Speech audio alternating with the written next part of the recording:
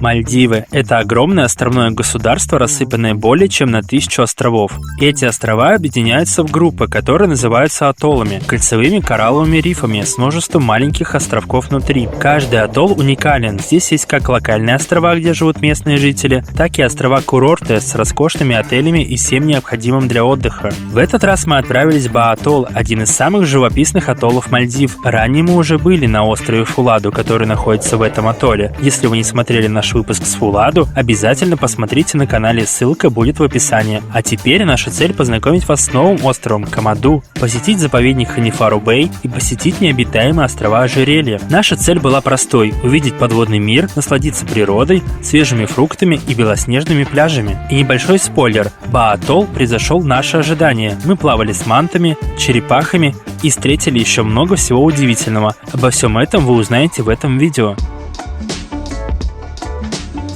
Как добраться до острова Комоду? Все максимально просто. Есть два варианта – спидбот и гидросамолет. Гидросамолет летит всего 25 минут, стоимость $170 с человека в одну сторону. И да, Комоду один из немногих локальных островов, куда вообще можно прилететь таким способом. Второй вариант – спидбот. Цена $65 с человека, а путь от Мали до Комоду занимает примерно 2,5 часа.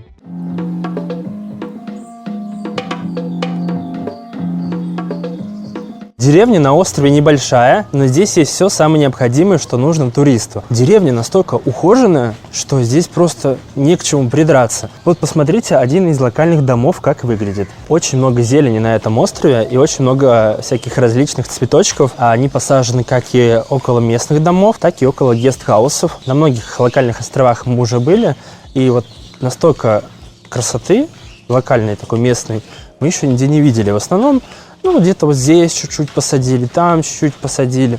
Но чтобы так вот прям везде было красиво, прям реально восторг. Вот один из гостевых домов. Называется Комоду Инн. Посмотрите вокруг, сколько у него различных растений.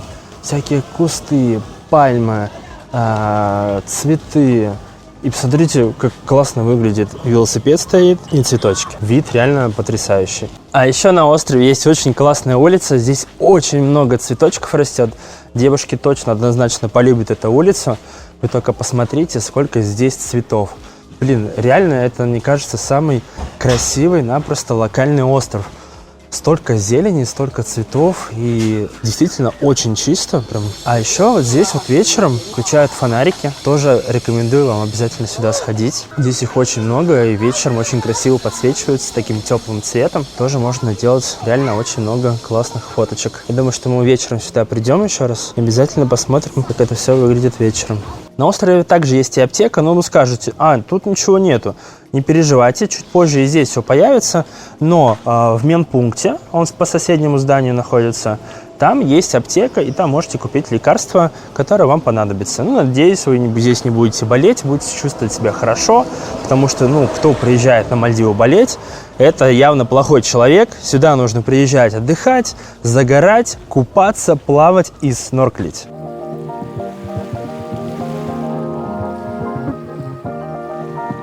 Все знают остров-огород Тодду. Там выращивают различные овощи, бананы, папайю, арбуз. Но никто не знал, что есть еще и банановый остров, там, где выращивают бананы. Посмотрите, какие огромные напросто... Я не знаю, как правильно назвать, банановая роща, что ли. Она просто-напросто с человеческий рост. Скажете, а где бананы? Так вот они. Посмотрите, какая большая гроздь бананов. Скажете, ей еще очень долго спеть. А нет, их уже срубили. Вот здесь они находятся. То есть вот эти бананчики уже поедут кому-нибудь домой. Достаточно тяжелые. А что, им полежать еще 2 денечка, и будут желтые бананы, те, к которым мы и привыкли. Плантация настолько огромная, что просто-напросто пипец какой-то. Очень много бананов, бананы напросто повсюду. Не знаю, может, мы приехали в сезон бананов, но бананов действительно очень много. Так что как будто мы в какой-то Африке находимся, а не на каких-то Мальдивах. А это напросто всего лишь локальный остров Комоду.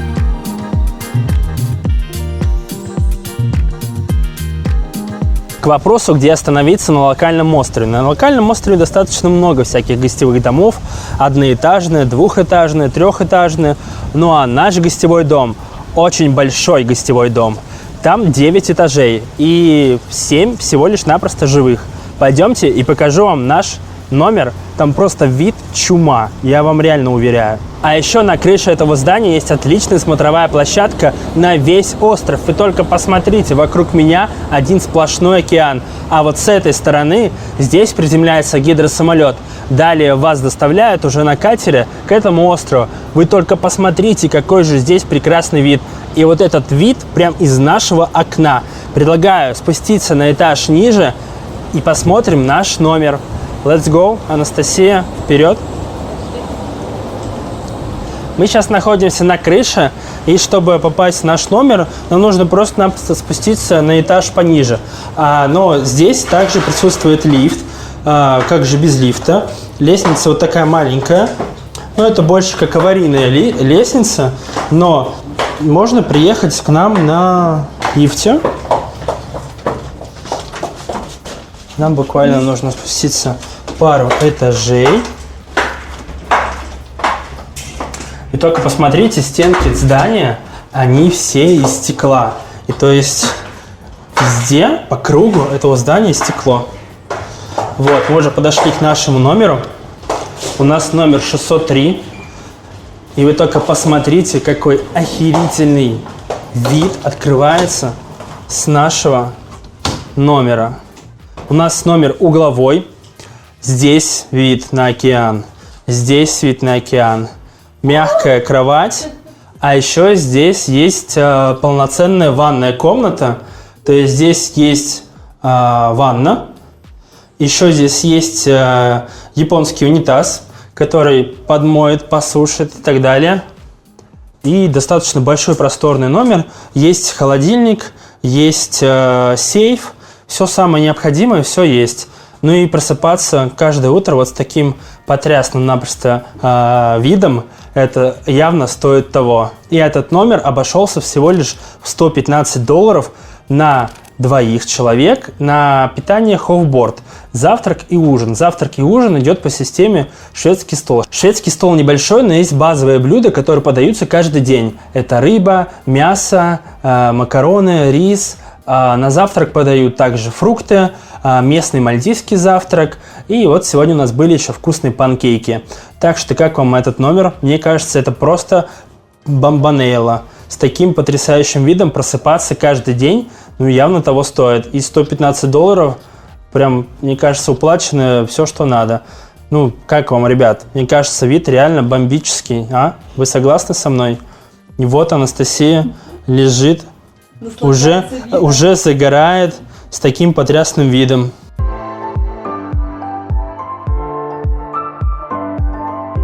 На острове Комодо есть 3 продуктовых магазинчика. Они очень небольшие, но здесь достаточно большой ассортимент для острова.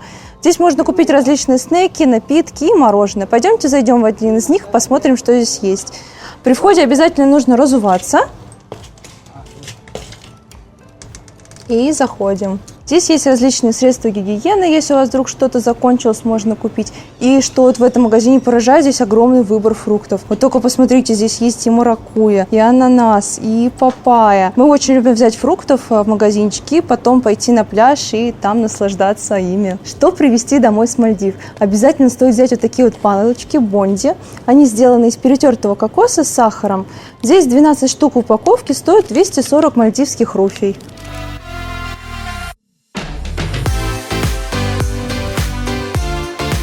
На острове есть несколько кафе и ресторанов. Одни из находятся на главной площади вот среди таких больших пальм. Но здесь в основном акцентировано на местных кафе. Вот 2 небольшие кафешки. Есть вот как на песочке можно посидеть.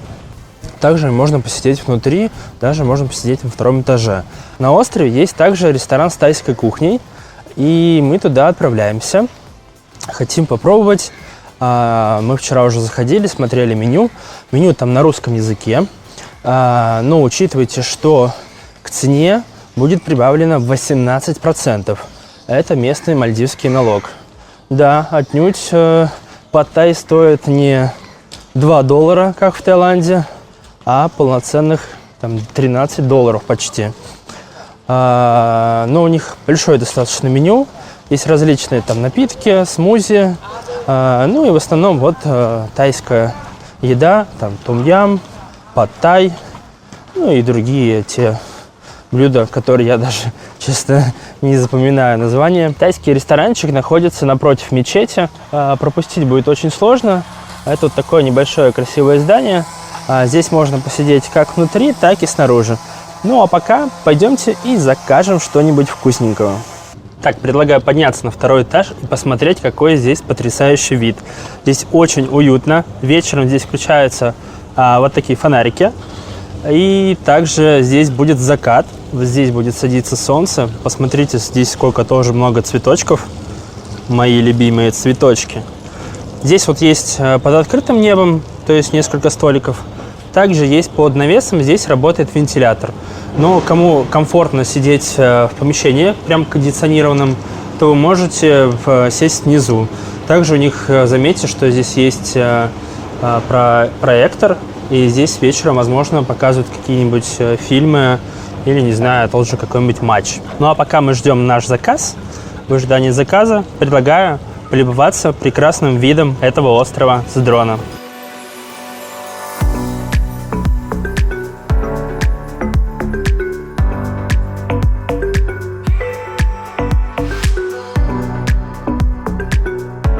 Нам наконец-то принесли еду. Сейчас я вам покажу. Вы просто-напросто удивитесь, сколько напросто много всего мы заказали. Посмотрите, это фирменный коктейль мохито как лагуна. Также есть смузи. Это манго из Таиланда и местная папайя. Кокос местный. Также посмотрите, это манго стики райс. Кто не знал, это манго, плюс идет рис, и еще идет вот такая, как бы, я ее называю местная сгущенка, ну такая, типа, кокосовая. Также, смотрите, какая красивая посуда. Посуда тоже из Таиланда. Это пад-тай. Это суп куриный том-кха. Это тоже как десерт, но с курицей. И это мой любимый chicken cashew. То есть это курица идет с кэшью. И вот этот весь стол, это просто-напросто такой шедевр.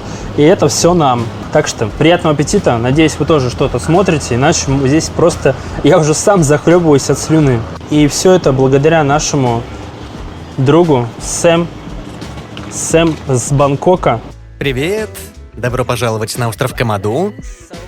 Вас приветствует Чао Кок Тай Бистро, ресторан аутентичной тайской кухни. Мы готовим из оригинальных ингредиентов, привезенных напрямую из Таиланда, чтобы сохранить подлинный вкус каждого блюда. Именно поэтому мы открыли ресторан здесь, чтобы вы могли попробовать настоящий Таиланд даже вдали от Таиланда. Спасибо.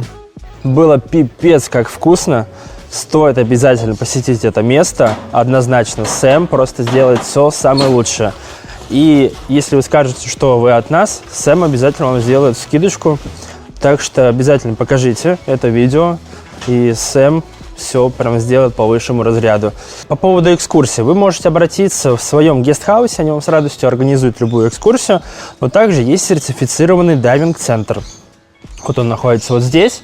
А здесь вы можете взять дайвинг. Одно погружение стоит $150. И также рекомендую вам съездить на манты. Манты стоят $120 с человека. Но если вы берете больше погружений, соответственно, они будут стоить дешевле. И также можно здесь же получить сертификат дайвера.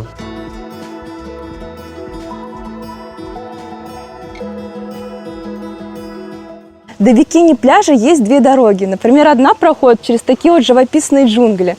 Смотрите, здесь очень много разных растений. Например, вот этот похож на какой-то огромный, не знаю, лопух. Выглядит очень классно, необычно. Да и вообще здесь очень много деревьев. Очень приятно идти. Но смотрите внимательнее. Здесь есть пальмы, на которых растут кокосы. Соответственно, кокосы могут падать. Поэтому берегите свои головы. Да и вообще, вечером я бы, наверное, здесь не пошла, потому что, мне кажется, это выглядит очень жутко. И вечером я бы выбрала бы обычную дорогу, которая проходит прямо. Там есть фонари, можно спокойно идти и ни о чем не беспокоиться. Посмотрите, здесь такое вот есть необычное дерево, вот оно как-то разрослось с такими вот огромными корнями, выглядит очень необычно. Сначала я подумала, что это может быть какие-то подпорки подо что-то, но нет, смотрите, это вот ствол дерева, из которого просто выходят вот такие вот огромные корни, и они все находятся над землей, то есть не под землей. Выглядит максимально необычно. Остров достаточно небольшой, поэтому дорога от любого гестхауса займет до пляжа буквально 5-7 минут. Важно, на этом пляже есть все удобства. Есть 2 душевые и 2 уборные, что очень важно. Потому что далеко не каждый локальный остров может этим похвастаться. А также прямо рядом с пляжем расположены вот такие 2 площадки для йоги, для тренировочек. Этот остров очень популярен среди йога-туров и туров женских практик. Поэтому, если вы вдруг любите спорт, вы можете прийти сюда, заняться какой-нибудь утренней растяжечкой прямо вот с видом на океан. И, наконец-то, то, ради чего мы сюда приехали, это, конечно же, прекрасный пляж. Белоснежный белый песок, лазурный цвет воды. На бикини-пляже есть огромное количество лежаков. Они все подписаны именами гостевых домов, поэтому вы просто находите свой и приятно располагаетесь и чилите здесь. Да, зонтиков нет, но здесь огромное количество деревьев, в которых вы можете также укрыться в тенечке, чтобы не сгореть. Мальдивы – это круглогодичное направление, но основной сезон здесь – это с ноября по апрель. Но мы приезжаем уже 3-й год сюда в октябре, и погода просто потрясающая. Температура воды круглый год примерно 27-28 градусов. Также не стоит забывать, что все-таки Мальдивы – это мусульманская страна. Чтобы не нарушать законы местных, обязательно прикрывайте плечи и колени. Это именно касается девушек. А на бикини-пляже можете находиться вот в обычной нам одежде. Давайте зайдем наконец-то в эту прекрасную водичку и попробуем ее. Да, при заходе здесь есть небольшие осколки кораллов, но если вам это некомфортно, просто берете с собой кораллки и чувствуете себя комфортно. Вода здесь очень прозрачная, все видно, поэтому даже мелких рыбок, проплывающих возле вас, вы можете также увидеть. Самая красивая подводная картина открывается на границе между светлой и темной частью рифа, там, где начинается обрыв острова. Именно вдоль этой стенки лучше всего плавать. Здесь и глубина интересна, и это самая безопасная часть рифа. Минимальный риск зацепить кораллы, но стоит помнить, иногда здесь может быть течение. У Мальдив есть одна большая проблема – кораллы обесцвечиваются, проще говоря, они умирают. Этот процесс в последние годы усилился из-за аномального потепления океана. Пока я исследовал домашний риф, заметил мужчину, который собирал что-то со дна. Любопытство взяло верх, и я решил подплыть к нему, но он жестом указал: лучше плыви туда. И именно там меня ждала моя мечта. Как и у многих туристов, увидеть морскую черепаху. Удивительное существо. Если повезет встретить непугливую, можно долго плыть рядом и снять потрясающие кадры.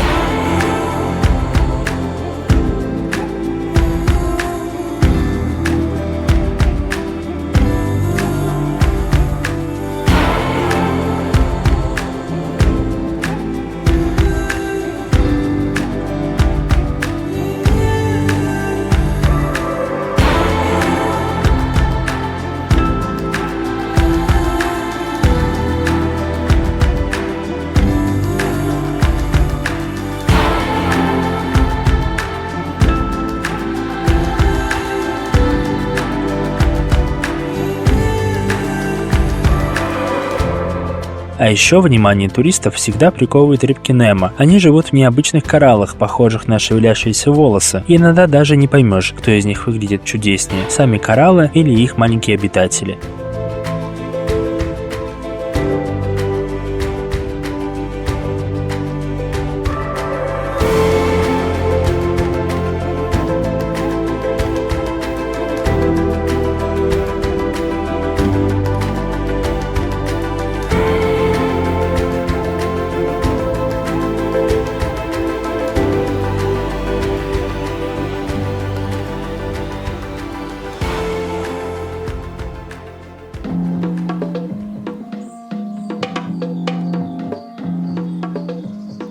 Сегодня отдыхали на пляже, заказывали пиццу прямо из кафе, приносили сюда на пляж. Очень удобно. Здесь есть 2 кафе, которые может принести на пляж пиццу. Одно кафе находится прямо со стороны пляжа, если смотреть на Google картах. А другое кафе, которое находится около пирса, там в основном для местных. И Мы заказывали и там, и там. Пицца по размеру везде одинаковая, она в принципе небольшая, где-то, наверное, диаметр 25 сантиметров. Сервис так или иначе есть, можно написать мессенджер, WhatsApp, но мы так и не поняли, какое кафе именно, как называется. Но если посмотрите на Google картах, то там будет всего лишь 2 кафешки, и у одной кафешки есть номер телефона WhatsApp. Так что я думаю, вы не ошибетесь. Пишите, заказывайте, кола, пицца, и welcome вам принесут прямо на пляж. Очень удобно. А еще хотел вам рассказать, что на Мальдивских островах водится летучая лисица. Не летучие мыши, а именно лисицы. Они очень миленько выглядят, но некоторые их пугаются. Они достаточно могут очень низко пролететь. Но пугаться их не нужно. Они для людей абсолютно безопасны. Они питаются фруктами. Но будьте осторожны, тогда, когда она пролетает над вами, лучше отойти в сторонку, потому что мы заметили такое, что иногда бывает, что когда она летит над людьми, она сикает. Поэтому, чтобы не быть обсиканной мышкой, лучше всего уходить чуть-чуть в сторонку. И мы еще заметили одну вещь. Они в основном днем и утром спят. И спят почему-то они именно на одном дереве. В основном они все там тусуются. Сейчас я вам покажу. Это место находится вот здесь вот рядом администрация вот с флагами. А здесь напротив меня еще будет мечеть. То есть вот мечеть. Здесь, скорее всего, какой-то школа или детский сад. И вот это дерево. Там днем очень много было летучих этих лисиц. Порядка где-то, я не знаю, 15 штук. Я сначала подумал, что это висят какие-то мусорные пакеты, но нет, они очень много издают таких писклявых звуков. Так что обязательно посмотрите. Ну, все же такие зверушки местные. У нас вороны, а здесь вот летучие лисицы. Ну и так очень много их по острову просто летают. Ну и, может быть, заметите, тоже на каких-то пальмах они сидят обычно. А вот мы и подходим к улице, где вот эти вот фонарики, про которые я вам говорил еще днем. Вот так красиво здесь все выглядит. Здесь очень много цветов. Реально в какой-то сказке находишься. И вот фонарики. Очень много приходит людей сюда именно вечером. В основном фотографируются. Также можно там посидеть. Там есть кафешка. А еще нам здесь нравится то, что тут есть котики. И мы каждый раз приходим тискать котиков. Посмотрите, сколько много фонариков. Выглядит очень интересно. Да, вот здесь вон котики. Нам котик очень сильно один понравился. О, у него что-то сегодня глазик болит как будто. Они закрыты. Здесь раньше был какой-то маркет, наверное, какой-то магазин. Не знаю, почему котики живут. У них здесь есть кошачий лоток, миска. Так что котики под присмотром. Очень классная кафешка, сюда можно прийти вечером поужинать. Здесь достаточно базовое меню, есть пицца, можно заказать рыбу, пасту. Важно подметить то, что у них уже цена финишная. То есть то, что вы видите, стоит там 20 баксов, значит будет стоить 20 баксов. То есть у них уже включен налог в стоимость, и это прописано. А еще здесь есть кальян. Кальян стоит 20 баксов. У нас, допустим, в отеле он стоит $60. Представляете, кальян 60 баксов. Здесь $20. В принципе, неплохой кальян. И те, кто любит вечером попарить, очень прикольно сюда прийти и насладиться вечером вот с такими огонечками. Очень прикольно выглядит. И вот, кстати, мышка летит. Не знаю, видно? Нет. Улетела. В общем, обязательно приходите сюда. Здесь, вон, видите, есть фреш, сифуд, рис, пицца, паста. Так что место очень классное. Здесь очень тихо, спокойно и уютно.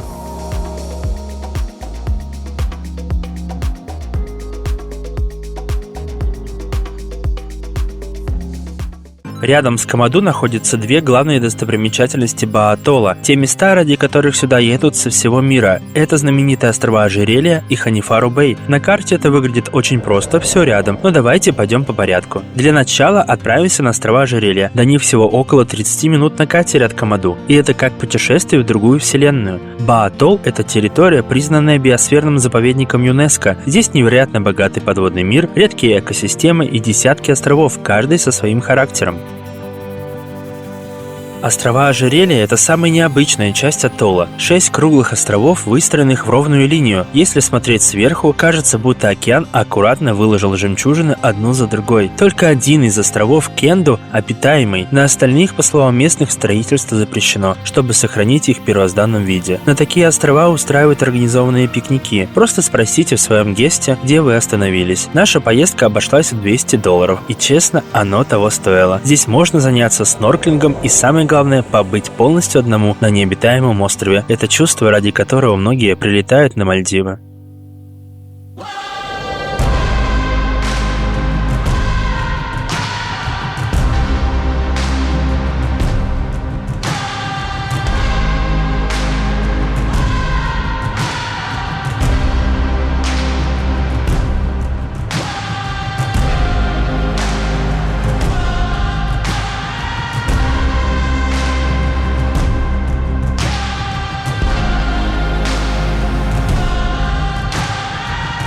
Нас сюда привезли, нам поставили здесь шезлонги, зонтик, есть с собой холодильник с холодной водой, с фруктами. Чем же здесь заняться? Да просто можно насладиться одним на этом необычайно красивом острове. Что мы сейчас и делаем, в принципе.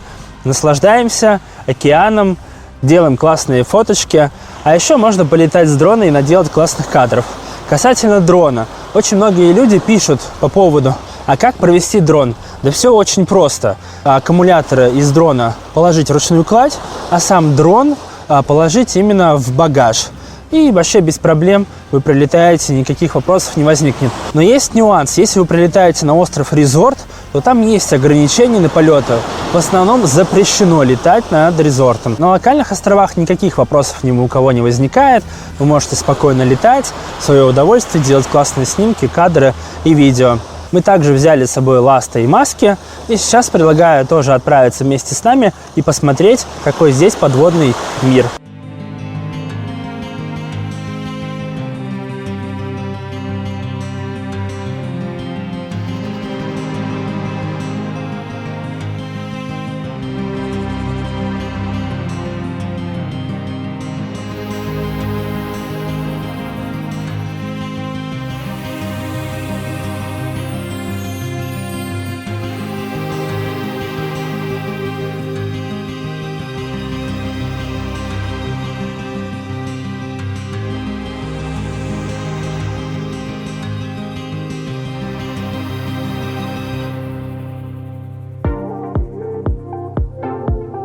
Сегодня мы планируем отправиться на Мант, и ради этого утром мы покинули остров Комоду и на общественном скоростном пароме RTL-140 перебрались на соседний остров Малас. Билет обошелся всего в 130 мальдивских руфий. Почему мы это сделали? В основном сезон Мант это с мая по октябрь, и так как мы находимся вне сезон, Мант достаточно встретить проблематично. Мы здесь для оперативности, так как до Ханифару здесь плыть 10 минут. Как только нам сообщат, что Мант нашли, мы сразу отправимся к ним. Надеюсь, мы их встретим. Ну а вам приятного просмотра.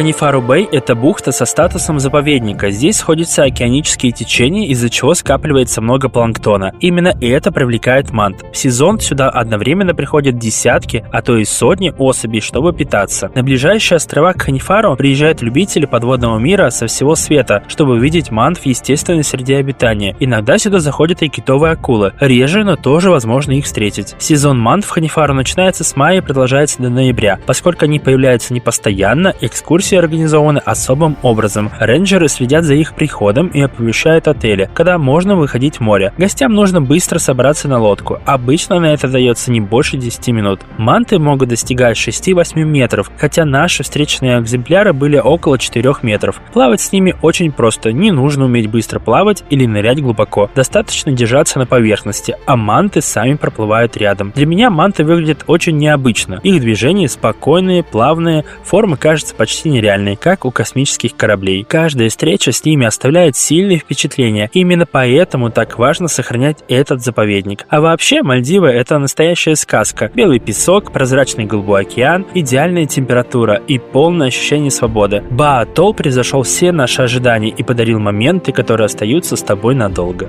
Ребята, спасибо за просмотр. Надеюсь, вас этот ролик вдохновил на новое путешествие. Ну а мы будем очень сильно благодарны, если вы нам поставите лайк под этим видео и напишите комментарий. До новых встреч!